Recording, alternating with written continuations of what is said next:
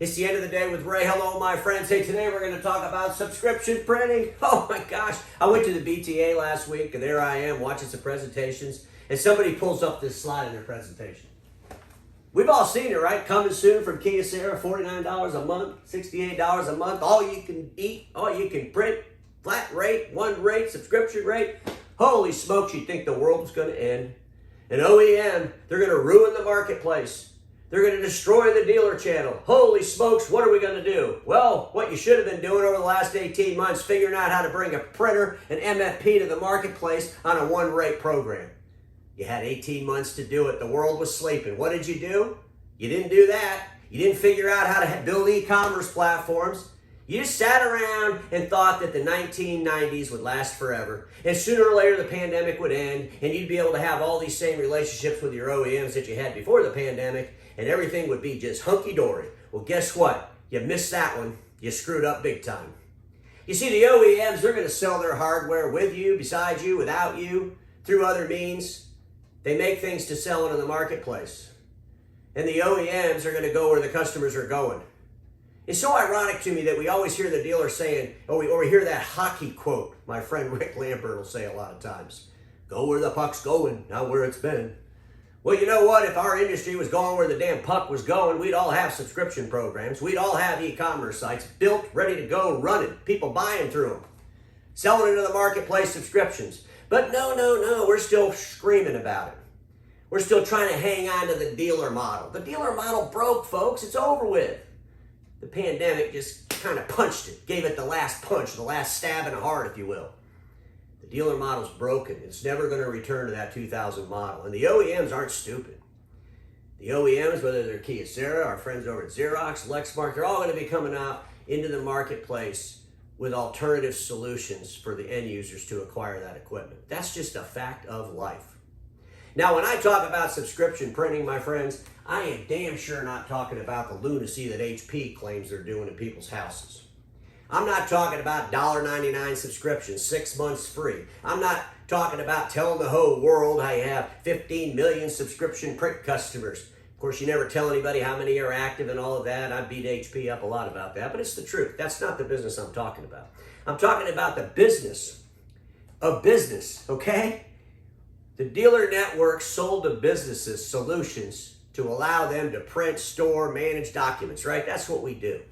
We've done it for a long, long time. That model's breaking, folks. About 5 or 6 years ago, as the customers determined they were going to be printing less than they were the day before, they kept doing that. And the volumes are going to drop. And quit looking at these stupid-ass surveys where they're talking about how many pages are being printed around the world, and they're lumping in industrial print and cut sheet print. Folks, here's the deal. We care about business print. That's all we care about. All the rest of that crap is irrelevant.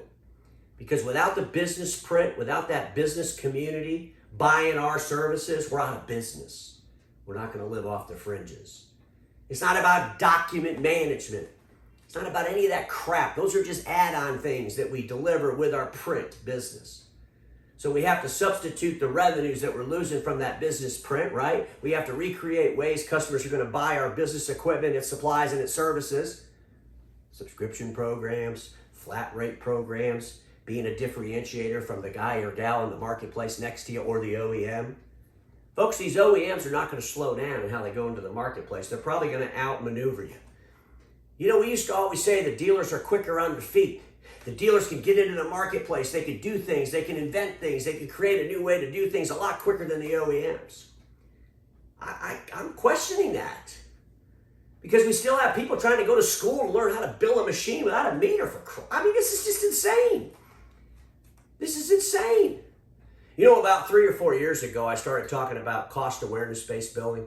You know, if the dealer truly understood their cost of what they're going to bill, how they bill it could become irrelevant, right? They could come up with all kinds of ways to bill it if they truly understood their cost, if they truly understood the analytics behind the customer, if they truly understood the data, if they looked at the damn data. My friends over at NextEra have tons of data, right? The world's largest database. They can tell you. They can tell you exactly what it costs to deliver a product into the marketplace with all its services, with all its labor, all tied to it. They know exactly what it is for every model in the world. They have the database. How many people look at it? How many people are building their no-meter billing programs based on their own data? Are they looking at the world stats with their own data? Folks, here's the deal. We have to figure out how to innovate. We have to figure out how to change the game, go where the puck's going. And the puck's going in a way outside of paying for clicks. People are tired of it, folks.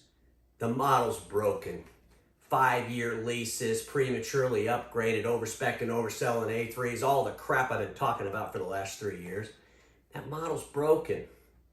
So when you see our friends over at Kyocera, or wherever they're from, they're all going to do this kind of stuff, folks. You got to get prepared.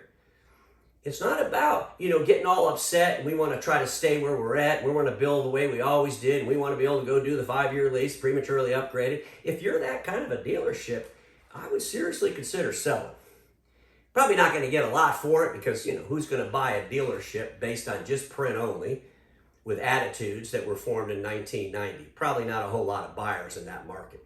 They might want to buy some of your assets, your customers, but they'll get rid of everything else and just add it to theirs. Might be some opportunities for you there, folks. But the bottom line is, why don't we prove to the world that the dealers are the most innovative? Why don't we prove to the world that the dealers can stand up and change the game? Why don't we prove to the world that the dealers have the fortitude to change the game in a way that affects the OEMs they compete with? And quit crying every time the OEM comes to the marketplace with something more innovative than they do. Quit crying about it, because you have no choice. The OEMs are going to deliver those products into the marketplace with or without you, beside you, in front of you. It doesn't really matter. So you better figure out how you're going to readdress those relationships, and you better start looking for those OEMs that can help you deliver the future to the present. Because one thing we all know for sure, whether it's subscription billing, meter billing, our industry is in a super decline, and status quo is the killer of all that'll be invented. Don't get stuck in status quo, and I'll see y'all tomorrow.